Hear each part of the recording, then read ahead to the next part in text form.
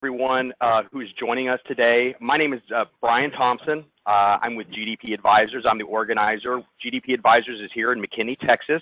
And today we're going to be providing an educational webinar on our active shooter program. And with that, I'd pretty much like to introduce John Powder, who is our co-founder of GDP Advisors. John, take it away. Thanks, Brian. And thanks, everyone, for taking the time to visit with us today. We know you're busy, and we know that you've got tons of stuff to do, especially during this crazy time of the year, getting close to fourth quarter. But I wanted just to lay out the agenda for today. I'm going to give you a quick introduction about who I am. We have some very distinguished guests, not only from the carrier side and the risk management side, but we also have some distinguished guests from the attendees. We have various people representative from schools, universities, school districts, and technical skills. I want to make sure and recognize them as well as the people that are here that have helped put this program together. So just tactically, I'm going to talk for, we've got an hour booked for this. I like to tell people where we're going. And we're probably going to have a discussion for the first 30 minutes, maybe 35, 40 minutes. And then we will definitely go on to and ask for questions and answers. If you'll do me a favor, though, while I'm talking, if you think of a question, please go ahead and type it in the chat box, which is in the upper right-hand corner. That stops that awkward silence at the very end when we ask for questions and answers and there's not any, or you come back with us afterwards, because we have some very great subject matter experts on the phone. These are leading experts in the industry of active shooter, not just from a risk management perspective, but also from an underwriter perspective. So take advantage of that while you have them on the phone. We're going to go through the facts today. We're going to be discussing some very sensitive issues politically. My goal is that you have no idea where we fall or where I fall on the political landscape. You don't know where my radio station is dialed to. But we are going to be talking about some sensitive issues, and we're going to try to deal with them very clinically. Then we've titled the presentation The Gray Area, because at GDP Advisors, we manage 9 national insurance programs, and one of this area is an active shooter program that we feel very passionately about, that there is a very clear distinction in the GL policy that we're going to get into great detail. But there's a gray area that, and anytime in insurance, gray area is not good for you and it's not good for the carrier. Talk about our solution and what has been brought to market to fix this issue. And then if you are interested on how to move forward, we're going to give you steps to do that, but also we're going to leave it for questions and answers. And right at the active shooter program at the solution, we're going to have our team jump in from London that we're so lucky to have. Again, Brian introduced me. My name is John Powder. Why am I even up here talking to you? I've got a degree in risk management. For the last 25 years, we have been managing insurance programs for mid to large cap companies on the property casualty side, as well as the employee benefit side. This is what we do, and this is all I have ever done ever since out of college, is be an insurance geek and try to solve problems in the industry. We're joined by Brian Thompson, who is our program manager at GDP Advisors. He makes sure all the programs are running well, and from a sales and marketing perspective, he's going to be your main point of contact if you have any questions for follow-up. We are joined again by some very prestigious people overseas and even internally. Firestorm is the risk management firm behind this program. We're joined by Jim Satterfield and Harry Rulin. They are the top notch. They have been involved with high-profile cases such as Virginia Tech, the Orlando shooting, and I'm not going to go through his resume, but he is the best in the industry, and their company is, you cannot get any better and more knowledgeable in this space. Beasley Syndicate, these are the actual underwriters. This is the money that's backing this program from an insurance perspective, and we're joined by Chris Parker and Carrie O'Dwyer, and we're so happy that you guys are here. From RFIB Group, we're joined by Henry Bond and Charlie Venning. I've known Henry for over a decade. We work together on our other insurance programs, and he is really the brainchild that came together with this many, many years ago. And just to give you guys a perspective, this is what insurance people do when they get together. they talk about different problems in the industry, and he's talked about this for many, many years and deserves a lot of credit for, as well as Beasley and Firestorm for actually coming up with the idea, but making it come into fruition. So let's get going. I'm going to tell you a quick story because I think it's impactful. As administrators and as risk managers at your various universities, school districts, or technical schools, you know this story all too well, but I thought it was impactful. I've got 3 kids. 2 are in university right now, or college, and my third, though, is an 11-year-old daughter that's in 5th grade. And I remember having lunch with her a couple years ago. I think she was in 3rd grade, and I said, well, tell me how your day was. And she said, well, you know what? We had our drill day today. And I said, well, what kind of drills do you have? And she said, well, we have a fire drill. And remember, Brian told you we were in McKinney, Texas, so we have a tornado drill, obviously. And then we have a lockdown drill. And so I had her walk me through these various procedures that she went through. And remember, my background is insurance. My background is risk management. So I was listening, not just as a father, but also as a risk manager. And what she told me was almost sobering is, you know, okay, for the fire drill, you go out to the playground, that's easy. And tornado drill, they go into a different room and they, with no windows, and it's a safe, secure area. That kind of made sense. And I said, well, tell me about your lockdown drill. And she said, well, that's when we go into, they have a certain code that comes across the PA system, and the teacher will go to the door and pull the shade down, and we have a metal bar that we put behind the metal bar. And then all the students get in the corner, and the teacher gets between us until we hear the all clear. And I said, you know, how long have you been doing this? And she said, well, as long as I remember. And so this is really a compliment to you as in your profession, that you, as a general rule, after Columbine, the entire risk management model changed for schools and universities, as well as how the police were dealing with that. And you all know this too well, but that's where this graph came in. So if you look at the number of incidents from 2000 to 2015, you're second only to commerce. And I want to be mindful of, because of the incidents this past weekend and even yesterday at TCU, this presentation is changing every day. And the reason I bring that up is because we're going to be talking about school shootings, but we're also going to be talking about mass shootings, because there's been some changes and some statistics that were listed that I thought were powerful.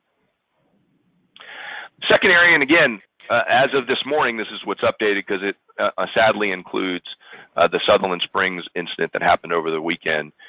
There have been 1,379 victims of mass shootings from 1982 to as of yesterday. This includes fatalities and injuries. And so we have 2 things when we have in insurance. We have frequency and we have severity. And so what we're seeing here, the severity we know of an active shooter is very high. This frequency, though, this is another area that I thought would be impactful for you to see, is from December 15th, 2012 to December 9th, 2014, these are all the school shootings that have happened across the United States. So this is not designated to one area. And we have a big Texas representation here today, but this affects everyone, no matter where you are, what part of the country, and what political landscape you fall into, whether you're in a red state, a blue state, it impacts everyone. The other thing that we talked about was we have frequency and we have severity. We know severity is great for active shooters, but what this graph shows us is the frequency is increasing. So from 1982 to 2011, you can see each one of these red dots represent an incident. What you'll see here from 2011 to 2014, the time between incidents is getting smaller. So not only do we have a severity issue, that we have a frequency issue because these incidents are happening faster and faster. And just even looking at this past weekend to yesterday at TCU is a great example of this. So let's break it down by where are these shootings happening at the schools and universities. You can see here high school is the leading area, and then second is to elementary school. Middle school comes in at 7, and then really only one incident happened at K through 12. Let's show a video here. Video is about 2.5 minutes, 3 minutes. It's where we get into sensitive areas. My goal here is not to offend you. It's just to paint the facts. This was done by the BBC, and this shows that these are the guns that are available in today's marketplace in the U.S. I've got the sound down just on purpose, just because you can go on YouTube and look at this, and I'll be talking through it. It's a great video if you do have time to look at it, because there is some good thing. But it shows just the weapons that you can purchase today in the U.S. So I'll pause for just a second while this plays.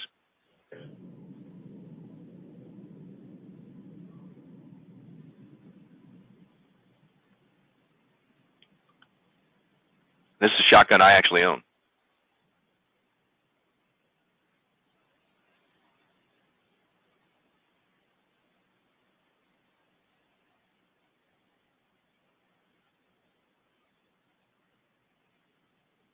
So we go from 20 shots per minute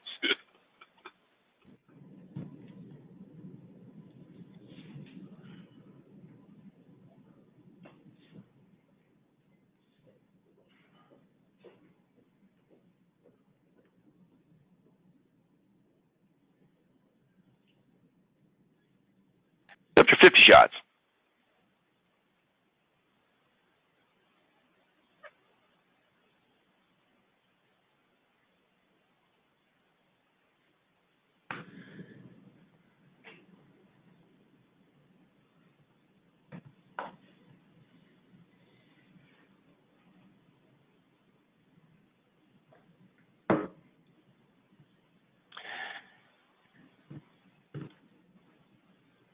And now we're increasing to 120 shots.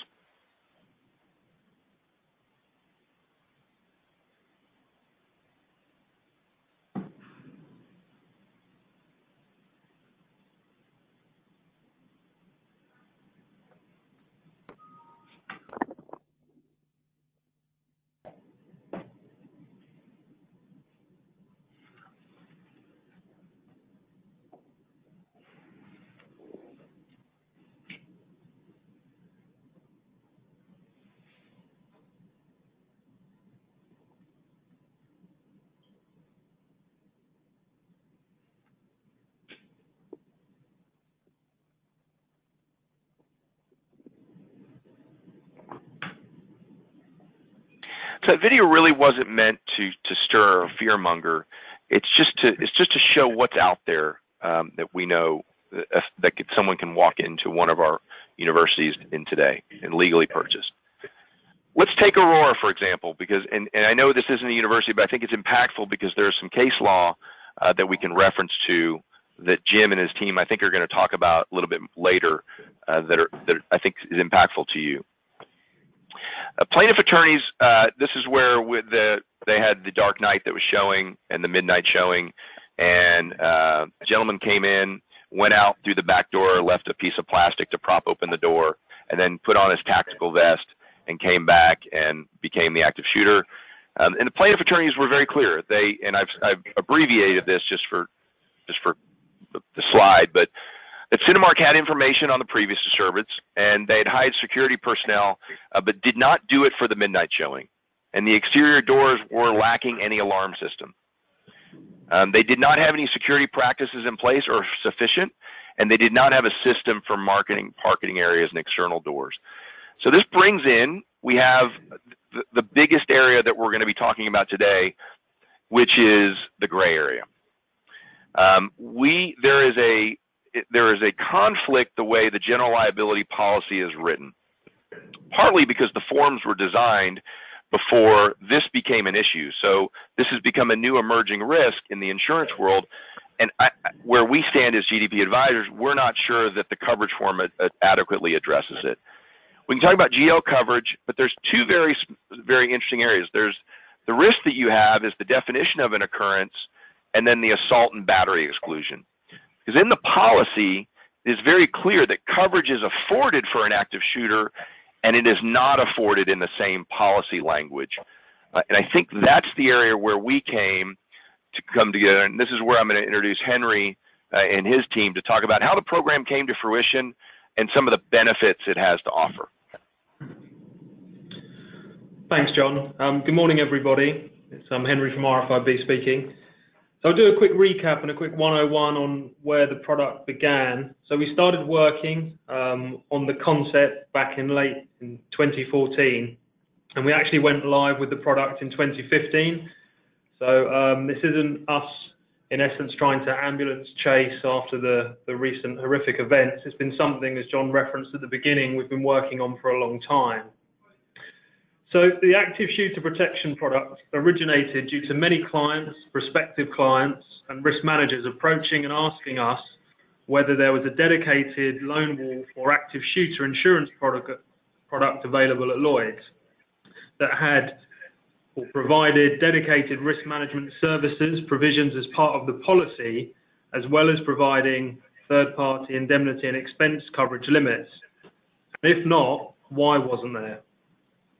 So clients and risk managers consistently stated that they weren't worried about a terrorism incident occurring at their business, whatever it may be, but they were extremely concerned about an active shooter event occurring, whether that would be on the grounds of a terrorist incident, somebody who's mentally unwell, or a disgruntled member of staff.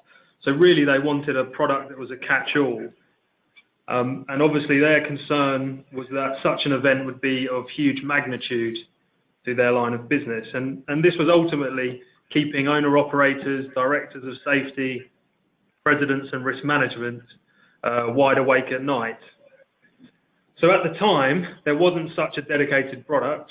So we at RFIB, in conjunction with Beasley, built the active shooter product from scratch and worked with a select handful of contacts, being specialists on the ground in the States, to develop and refine a product in an effort to satisfy and provide a solution to our clients' and prospective clients' demands.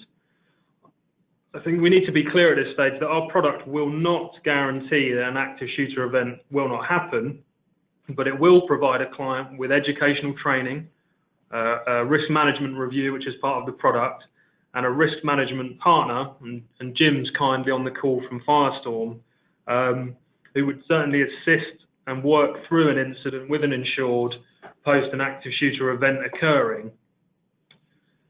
So unfortunately, there are numerous statistics easily available and widely available that show there's a growing trend of shooting firearm incidents within the US, and I'd like to highlight, and in Europe as well. So the US, we're not trying to pick on you guys, but there's enough data out there that validates this call and the product. As John referenced earlier, the majority of the available statistics confirm that the education sector is one of the highest in regards to frequency of events.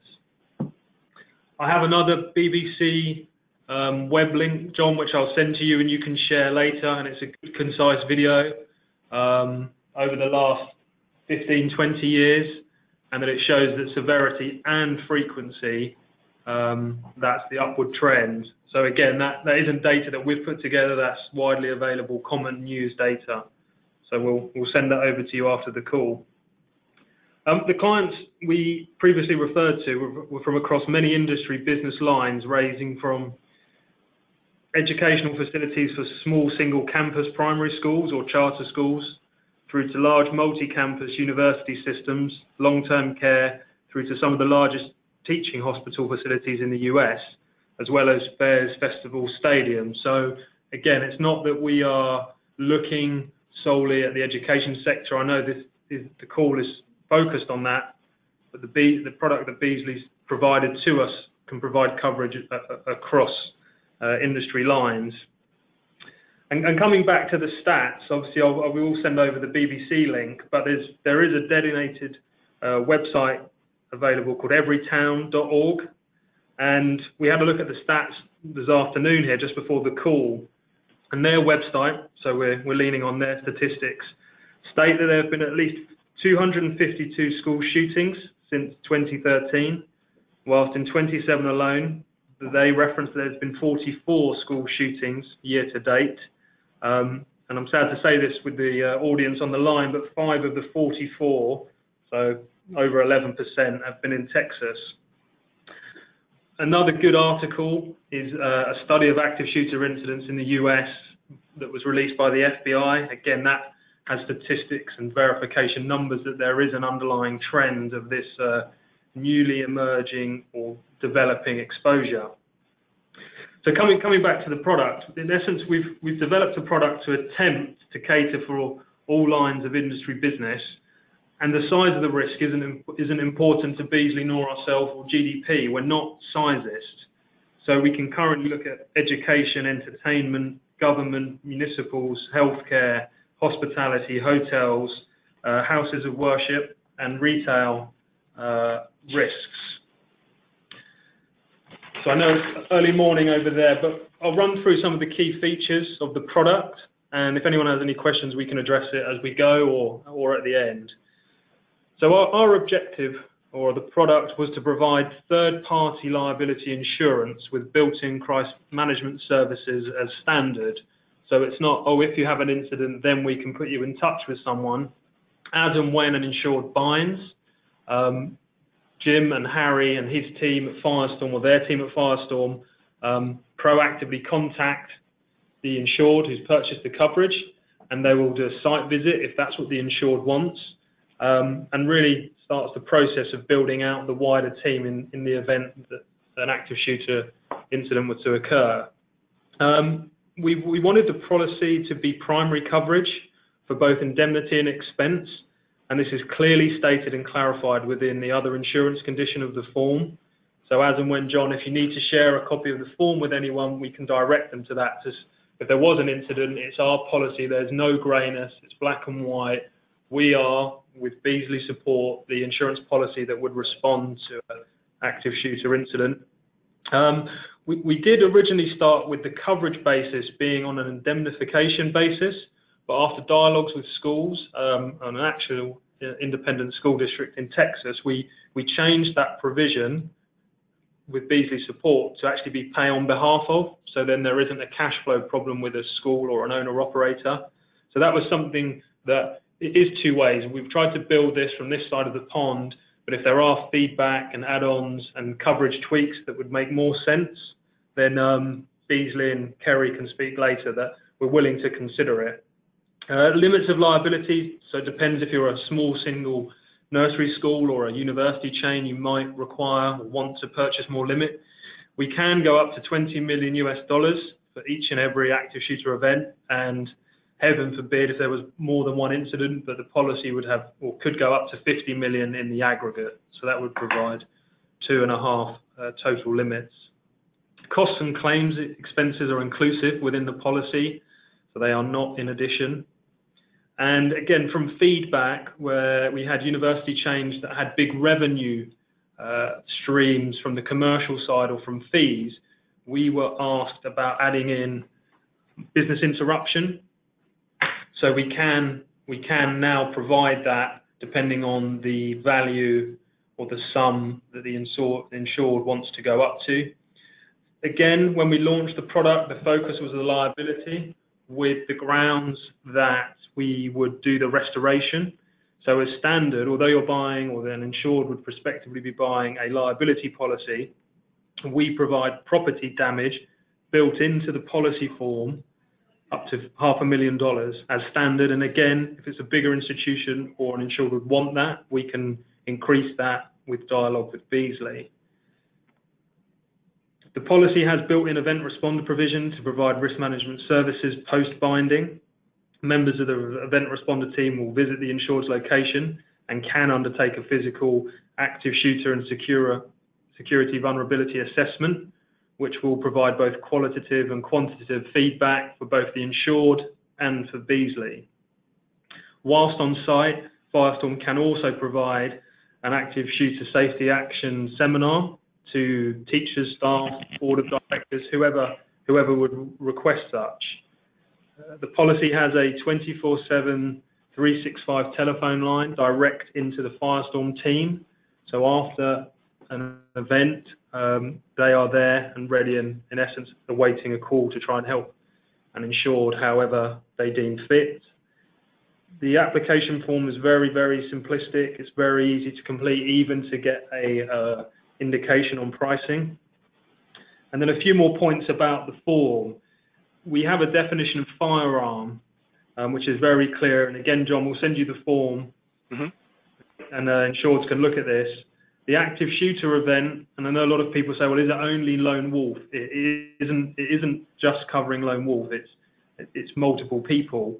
And a key feature of ours is that we've extended a definition of weapon out to be more, and I'll cover that in a couple of seconds. But if someone came onto campus and waved a firearm at the front desk or the receptionist, and those people who were exposed to that, even though it hadn't been used, just brandished, our policy would kick in with some counselling if those people needed it, and also Firestorm were there to help manage that situation with their experience.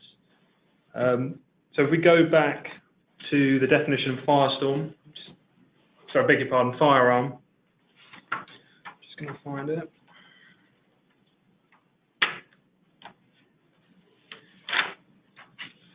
So a firearm means a barreled weapon of any description from which any shot, bullet, or other projectile can be discharged.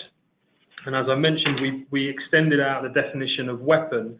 So that means any portable firearm, whether loaded or unloaded, explosive device, except those that may have been set up prior to or after an active shooter event, a knife, syringe, medical instrument, corrosive substance, or any other handheld device or instrument which is designed, intended, and constructed to be used in a manner to deliberately cause death or bodily injury. Because when we launched the product from day one, it was explicitly defined to be firearm being a gun. But obviously the feedback came back about changing exposures within schools with acid, syringes, knives, other weapons. So we've tried to respond by broadening coverage as such.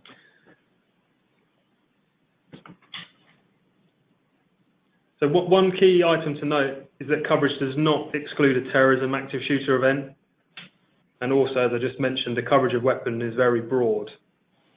We can, with Beasley's review, also provide third-party terrorism. So if anyone on the call or a prospective insured was concerned, but less so about pure terrorism, so i.e. bomb coverage, we can get that provided via endorsement on this form or independently with Beasley.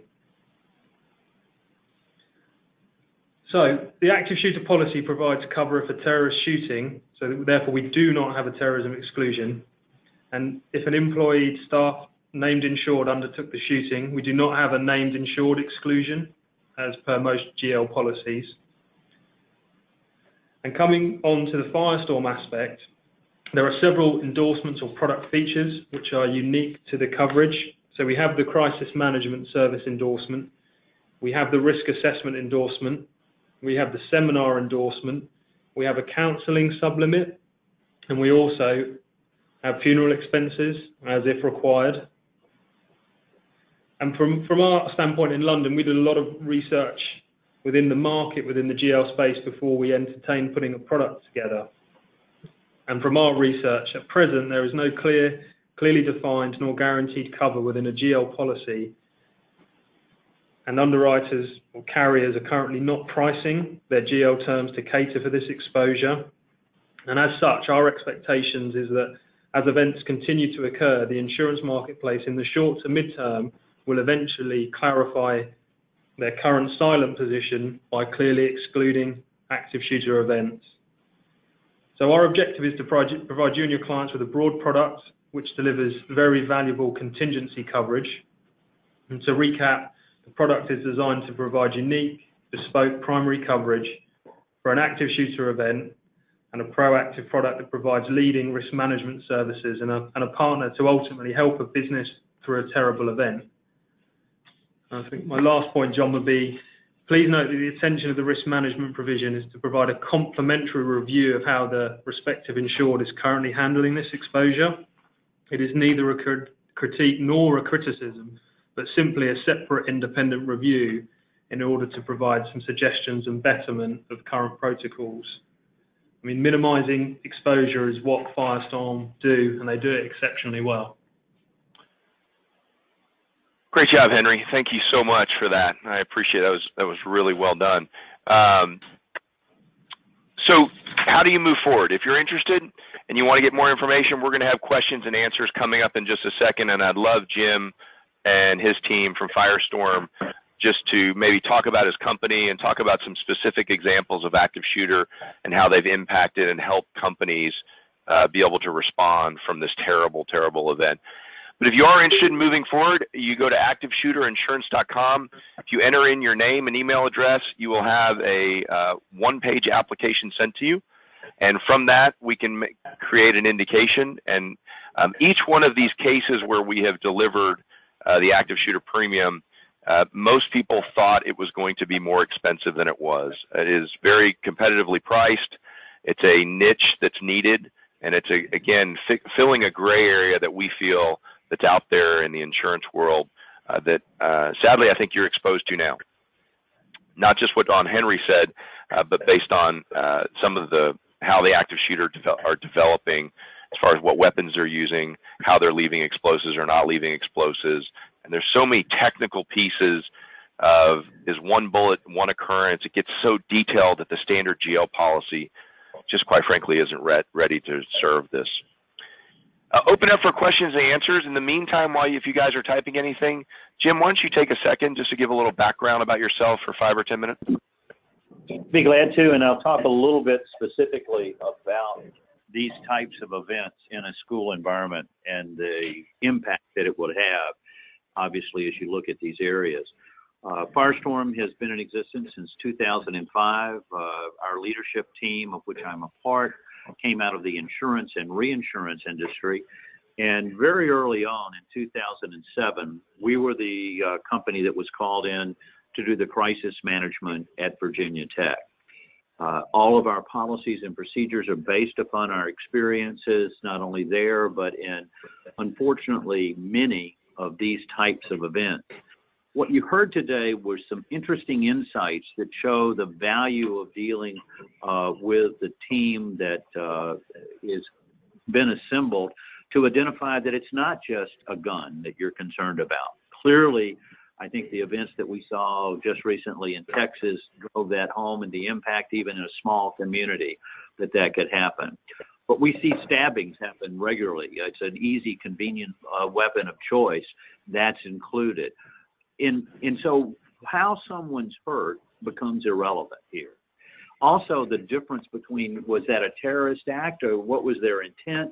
If someone's hurt, someone's hurt. If I were to ask you today to talk about state flowers in a variety of states, you may know the one in Texas or wherever you live, but pick a state that you're unfamiliar with, say Colorado. Do you know the state flower for Colorado? It's columbine. And when you hear the name Columbine, you don't think of the state flower for the state of Colorado. You think of the events that were there. Now, Virginia Tech, Dr. Charles Steger was the president of Virginia Tech. He had to pick the phone up 32 times to call a family and say, your child is not coming home from school today. Think of the impact that would have upon you and those in your organization, because the worst crisis, the worst disaster you'll ever see is the one that happens to you. We've seen a lot of statistics here about active shooters and deadly weapons, but let's put this in a framework. If I were to ask you, is violence in America increasing or decreasing? I think uniformly we would all say violence is increasing, whether it's the shootings in Las Vegas or the school or the church just recently. We look at these events, and the more they occur, the more likely they are to occur because you have copycats. The anniversaries of all these events trigger it again with another cycle. People want to be the next big name that's known in this area in looking in each of these areas. So as you think about it, we become very focused. The decisions you make, the actions you take, and the words you say in the first hour will determine, does this stabilize, does it escalate, and how we are perceived as a result of what we did at those points in time. So we were excited about working here to help to be available in that first 24-hour period. And as a benefit associated with this product, you also have a service called Crisis Stop, STOP. The S stands for stabilize the events, the T or trigger the resources, O is to opine on the consequences, and P is to prevent the common crisis mistakes. I was working with one of the largest school districts in the country that has this insurance, and we were sitting down and going through and meeting with their leadership team of what they needed to put into place. And they said, well, could we call you if something happened outside of an attack? And the answer is yes. So you gain the extra benefit that in that first hour, you can call us about another event that's going on, and there's no charge to you nor to the insurance carrier for that help in that critical first hour. Now, part of this is looking at where you are relative to standards and best practices. And what's happened is that what was good enough 10 years ago doesn't rise to the level of best practices today. So the first assessment that's done and that's built into the policy is a conversation with your leadership team around this, the people that are knowledgeable associated with that. And we do an interview. We look at 5 specific areas. 1, what is your program framework? The second, what are your HR policies and procedures? Third, what is your program to identify behavioral risk before it escalates to violence? Your security programs, and then your emergency response. That gives us a view of your preparedness. Now, as a result of the interview, we give you back a findings report, and in that findings report, it would show you, here's best practices in this area, here's where you say you are, and it gives you a rating as a percentage of best practices for each of those 5 areas as well as overall, and provide some specific recommendations. Also, there's a series of questions that we ask to determine the risk factor located in your campus and at your facility. And then we're able to plot your level of preparedness versus the level of risk to identify, are you in a guarded, elevated, or severe area? And then that comes back with, again, specific recommendations of how you can lower that risk. John was correct, and Henry too. No one can guarantee that this won't happen to you. No one can guarantee that that event hasn't occurred. But our goal is to fix it so that you are in the best possible position to deal with those areas. There's a statistic that I think is a parallel here, and it really gives us the challenge and the motivation behind all of these areas.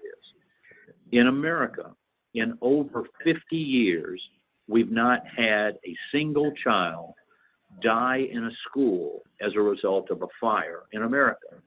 When you think about that, that's truly wonderful. Half a century, we haven't had a single child in America die in a school fire.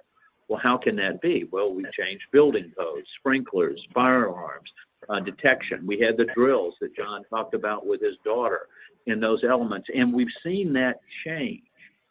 But no one on this call can say we haven't seen a child exposed to violence in a school in the last 50 years, or 50 months, or 50 days, or 50 hours, or unfortunately, 50 minutes. This is a phenomenon that we're in today to make that difference. The safety of children and money should not be discussed in the same sentence. So by looking at and getting that assessment done, then you've got a map. How do we improve now over this, over the others? You also gain access to an on-demand video library to train about individual topics that other schools have seen that you can view and watch repeatedly with your team. If you, that's the base program that's in place. Additionally, some of the insureds have requested an on-site assessment where you're looking at areas and decisions. And many times you'll find that the signage isn't adequate, or there isn't an emergency button in an office area. You also identify in where cameras have blind spots. All of those elements that are doing, and we're looking at procedures and identifications. So we can do those things. Those are added on services. I went to a college a week or two ago and met with their head of security, and they had medical facilities, the securities for that. and the chief risk officer for the group, and we stepped through the training programs and the details that needed to be put into place. So Firestorm can provide a range of services. We currently, outside of the scope of the insurance, are rolling out a program called Behavioral Risk Threat Assessment, acronym for that is BRTHA, designing to teach your threat management team how to identify and respond to those events before they even escalate to violence. And that's a program we can share with you as we talk about in each of these areas. The way you respond makes a difference. We were called into a school where a young man had been thrown off the debate team and felt that this destroyed his career and his ability to get into college. He got a gun, came back to school to shoot the debate coach, couldn't find the debate coach, and shot a student in the hallway and then committed suicide. The student who was shot in the hallway was a senior. She was homecoming queen. She was class president. She was scheduled to be valedictorian, on a path and a great career in every area. The profile that you would want for your child. That scenario was settled without litigation with the young lady's family.